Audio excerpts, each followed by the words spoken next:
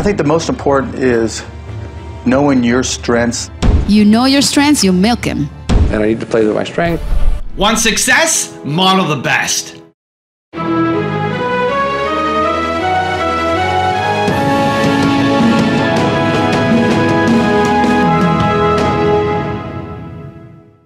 So today, let's learn one of the most common rules that successful people follow. Focus on your strengths. Like, I wasn't born 6'7" and can run like a cheetah. I could wish I was something, or I can realize I am something and try to maximize on that. It's a game of poker. You get a hand. Nobody's gonna cry for you about your hand. Nobody's gonna say, oh, it's terrible that you're not fast or tall or gorgeous or can sing. It is what it is, and now the only thing that can happen is you can figure out how to navigate it. The second you stop dwelling and the second you start doing, everything changes. They don't give a f***. The second you understand that and just start trying to make shit happen with that energy, you win. Were you a great student? No, I, of course, was a horrific student. You were horrific? Well, I wasn't even a student, let's put it that way. I showed up at school every day. I didn't learn to read or write till I was 11. I started reading by then, thank God. Now I can read anything, even a difficult book. I guess a slow learner, and I couldn't write.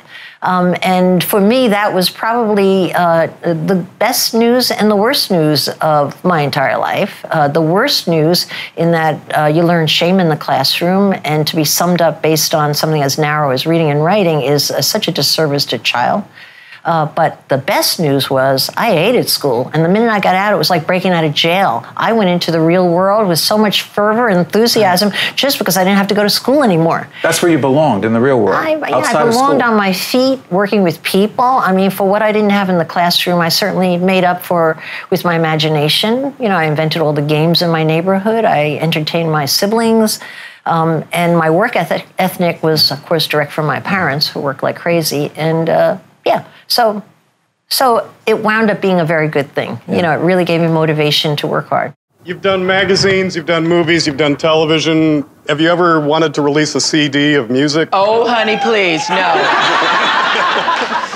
No, you know what I think? One of the things I learned growing up watching other people, like Johnny Carson, for example, was a mentor in a way because he always understood what he could and could not do.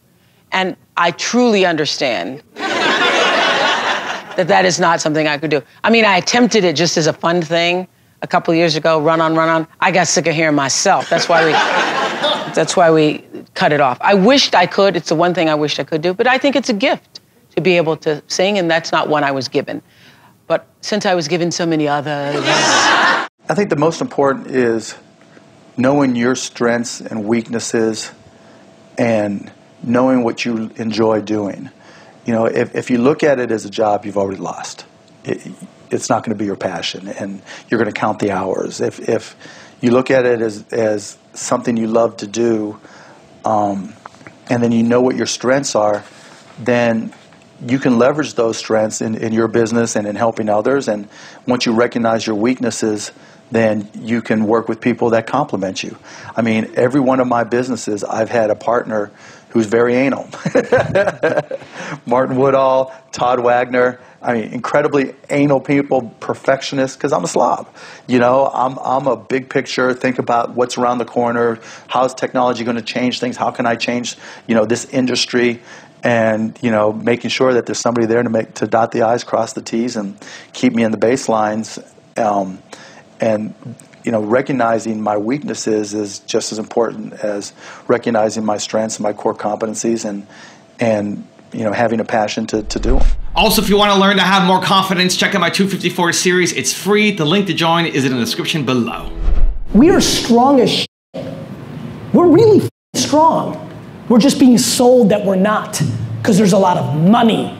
There's a lot of man's world out there, but entrepreneurship is a level playing field. There's no rules. Surround yourself with greatness. If you want to be more confident, you need to surround yourself with things that make you feel confident. Because as an entrepreneur, you typically want to do it all. And a lot of times in the very beginning, you are wearing every hat and trying to do it all. And you have to be resourceful. You have to be willing to get your hands dirty and do a little bit of everything in the beginning. But then it's like, okay, really buckle down. And I even had to go through this with myself. You know, there was times I was like trying to do too much, trying to do it all. And like figure out like, what am I really passionate about, and what am I really great at, and what is that one thing that I can do the very best on my team to add the most value, you know, for this idea of business. And then so figuring out, okay, who do you really need? You know, do you need that chief operating officer, that person that's going to really help you with the operations and logistics and the infrastructure? Who do you need that, you know, someone that's going to handle your marketing, that's just badass, and all they care about is like how they're gonna be able to tell this story to the marketplace and be able to retain people that will become customers. And you know, who are the people that you need, you know, around you, and what are you really truly great at? So this is a great story that I've told before, but I love it, so I want to tell it again, about this rabbit who goes to animal school. And as he's going to animal school, he learns all the skills that he needs to learn to be a successful animal when he grows up. And at the end of the first year, he gets his report card. And on that report card, he scores an A+ in hopping, and he's scoring an F in swimming. And so his parents come home and they look at the report card and they start shaming him to say, look at how are you failing in swimming? You're a disgrace to the family. You got to get trained. We're going to hire you coaches and extra practice after school, and we're going to make sure that you do really well on swimming. You're really good at hopping, so don't worry about that. Just focus on the swimming. And so for the next year, he's focused and focused and focused on swimming and getting better and better and better at it. And in the process, he forgot how to hop. And as for the swimming, have you ever seen a bunny that swam? And so this is the mindset that I think a lot of people fall into, where we get our report cards from school or from life, and we feel that we're weak in certain areas, and our default solution for some reason is we need to work on fixing those weaknesses. We want to be a well-rounded individual. And what ends up happening is you become mediocre at everything, and those things that you potentially can be world-class, genius-level talent at, you don't do. That's not how you have success as an entrepreneur. If you try to do everything and you only spend 5% of your time doing the thing that you could be great at, you're always going to be mediocre. You're never going to get the results that you want. Success in business will come from you focusing on what you can be amazing at, world-class at, and spending as much time doing that as possible. And the rest, you eliminate, you automate, or you delegate. And as quickly as possible, you want to figure out, how can I build a team around me to complement my weaknesses so I can go all in on what I'm great at? If I look at my YouTube channel, at the start I did everything. And I'm a big believer in doing everything to get things rolling. I hate spending money till I'm making money. But the first move that I made was to hire an editor for my channel, because I wasn't great at editing. I had no interest in it. It was not something that I ever wanted to be world-class level at. And getting that editor allowed me to go from 1 video a week to 1 video a day. 7 times my output by hiring that one person. It allowed me to spend more time on what I was great at and wanted to improve at. And so when you see people complaining about their weaknesses, I'd encourage you to think and explain to them, don't worry about it. What are you good at? And spend as much time there as possible. When you meet new talent, emerging talent, and you're mentoring them, what if you don't have the confidence that they have the level of talent required to achieve greatness? How do you counsel them? What do you say to make them feel confident, to not rob them of that moment, but also steer them in the right direction? I mean, you can't say, you're a 0. No, by talking to them, understanding what their concerns are, what sort of self-image they have, and trying to show them their strengths too. And if they have some kind of weakness, we'll try to, not focus on those weaknesses. I think in the entertainment industry, that's what works, you know your strengths, you milk them. You know your weaknesses, you try not to focus on them so much, so the audience doesn't focus on them. I thought I knew how to run a restaurant, but I realized that I was a really good chef. I was a really good cook. I had no idea about finances. And I knew nothing about, I couldn't read a P&L. And I didn't know how to run a dining room. And those are a big part of a restaurant, certainly a big part of any business, in terms of financial. So when I when I was able to buy Raquel, I was able to buy French Laundry, I realized that I needed somebody in the dining room that could focus on the dining room, that was an expert on the dining room, and I needed somebody, you know, who could take care of our financial.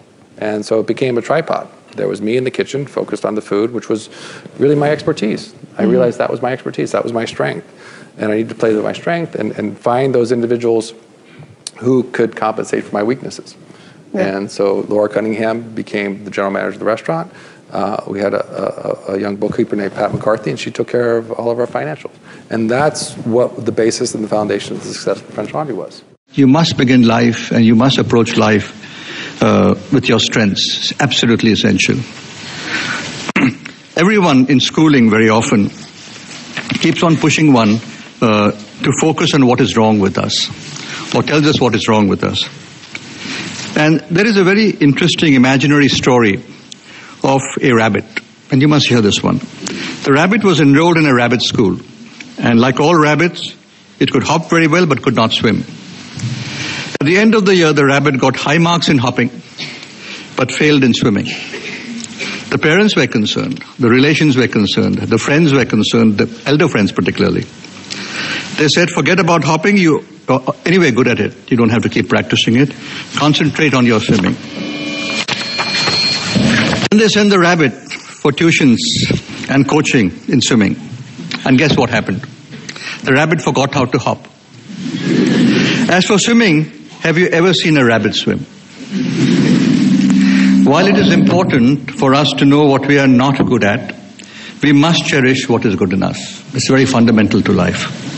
That is because it is only on our strengths that can give us the energy to correct our weaknesses. How does being on 30 Rock compare to being on Saturday Night Live? Saturday Night Live is the hardest thing I've ever did in my career. Period.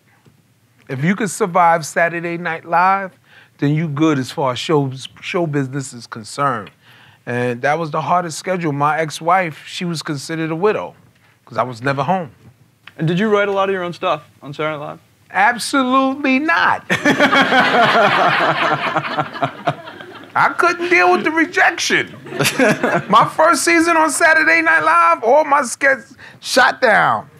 I said, you know what? I'm just going to perform. I'm going to put all my strength into performance. I'm going to let the writers cast me into whatever they're going to cast me in. And when I get my little time to shine, I'm going to blow up the spot. And that's what I did. Now I've got a special bonus clip from Sia on how to play to your strengths that I think you're gonna enjoy. But before that, it's time for the 3-point landing questions. Let's go from just watching a video to taking action. Here we go. Question number 1, what is your greatest strength? Number 2, how can you spend more time doing what you are great at? And number 3, how can you eliminate, automate, and delegate everything else away? I'm a bad actor. I realize now that I've had to try and make music videos. Directing's much easier. It's way fun, it's super challenging, and I really enjoy it. But yeah, acting I'm bad at. I feel like I'm a pretty good director. Not great, but pretty good. I think sometimes I come up with a good idea. And I mean, the Breathe Me one, I thought was a good idea, the 2,500 Polaroids, like a flip book. I think that was a good idea. I've got some more good ideas that I need to make, but that I don't actually have time or energy to make yet. So now I'm letting other people make my music videos because I've found people who I trust. If you want to learn how to get focused, check out the video right there next to me. I think you'll enjoy it. Continue to believe, and I'll see you there. Focus on the few, not the many. Get laser focused. Focus yourself.